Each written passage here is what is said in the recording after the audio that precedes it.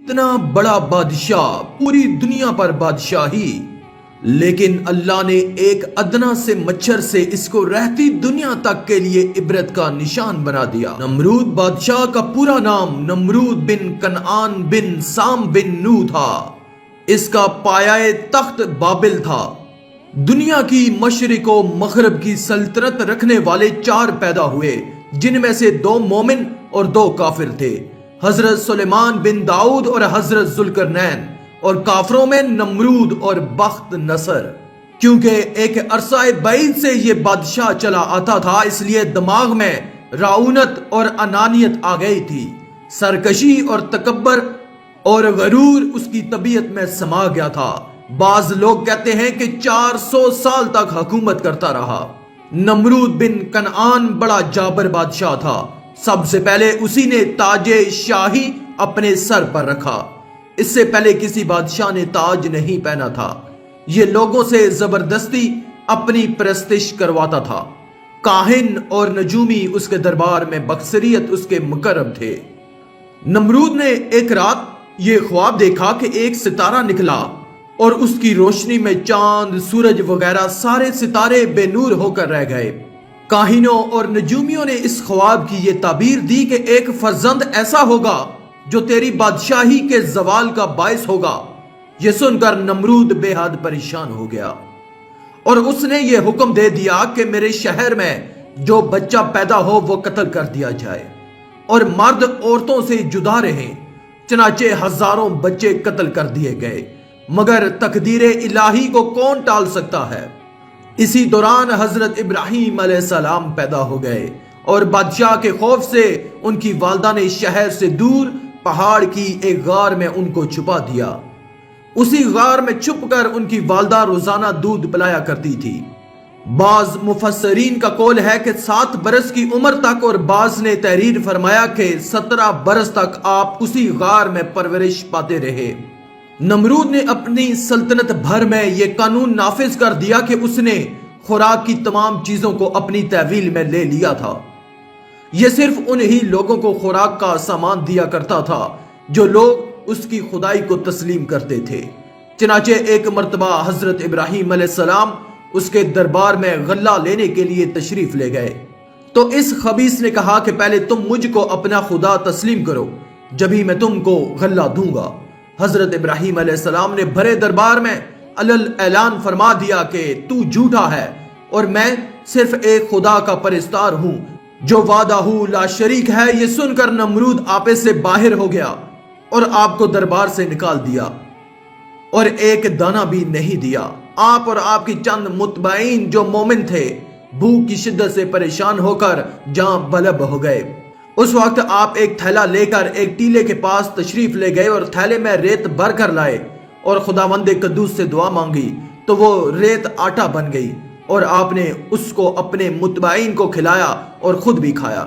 پھر نمرود کی دشمنی اس حد تک بڑھ گئی کہ اس نے آپ کو آگ میں ڈلوا دیا، مگر وہ آگ آپ پر گلزار بن گئی اور آپ سلامتی کے ساتھ اس آگ سے باہر نکل آئے اور علل اعلان نمرود کو جھوٹا کہہ کر خدائے وحدہ لا شریک کی توحید کا چرچا کرنے لگے۔ نمرود نے آپ کے کلمہ حق سے تنگ آ کر ایک دن آپ کو اپنے دربار میں بلایا اور حسب ذیل مکالمہ یعنی مناظرہ شروع کر دیا۔ نمرود بولا، اے ابراہیم علیہ السلام، بتاؤ تمہارا رب کون ہے جس کی عبادت کی تم لوگوں کو دعوت دے رہے ہو؟ حضرت ابراہیم علیہ السلام نے کہا کہ اے نمرود، میرا رب وہی ہے جو لوگوں کو زندہ کرتا ہے اور مارتا ہے۔ نمرود بولا، یہ تو میں بھی کر سکتا ہوں۔ چنانچہ اس وقت اس نے 2 قیدیوں کو جیل خانے سے دربار میں بلوایا۔ ایک کو موت کی سزا ہو چکی تھی اور دوسرا رہا ہو چکا تھا۔ نمرود نے پھانسی پانے والے کو تو چھوڑ دیا اور بے قصور کو پھانسی دے دی اور بولا کہ دیکھ لو، جو مردہ تھا میں نے اس کو زندہ کر دیا اور جو زندہ تھا میں نے اس کو مردہ کر دیا۔ حضرت ابراہیم علیہ السلام سمجھ گئے کہ نمرود بالکل ہی احمق اور نہایت ہی گھمنڈی آدمی ہے جو زندہ اور مارنے کا یہ مطلب سمجھ بیٹھا۔ اس لیے آپ نے اس کے سامنے ایک دوسری بہت ہی واضح اور روشن دلیل پیش فرمائی۔ چنانچہ آپ نے ارشاد فرمایا کہ اے نمرود، میرا رب وہی ہے جو سورج کو مشرق سے نکالتا ہے۔ اگر تو خدا ہے تو ایک دن سورج کو مغرب سے نکال دے۔ حضرت ابراہیم علیہ السلام کی یہ دلیل سن کر نمرود حیران رہ گیا اور کچھ بھی نہ بول سکا۔ اس طرح یہ مناظرہ ختم ہو گیا اور حضرت ابراہیم علیہ السلام اس مناظرے میں فتح مند ہو کر دربار سے باہر تشریف لائے اور توحید الہی کا وعظ علل اعلان فرمانا شروع کر دیا۔ قرآن مجید نے اس مناظرے کی روداد ان لفظوں میں بیان فرمائی کہ جس کا ترجمہ ہے کہ اے محبوب، کیا تم نے نہ دیکھا تھا اسے جو ابراہیم سے جھگڑا اس کے رب کے بارے میں، اس پر کہ اللہ نے اسے بادشاہی دی، جبکہ ابراہیم نے کہا کہ میرا رب وہ ہے کہ جلاتا اور مارتا ہے۔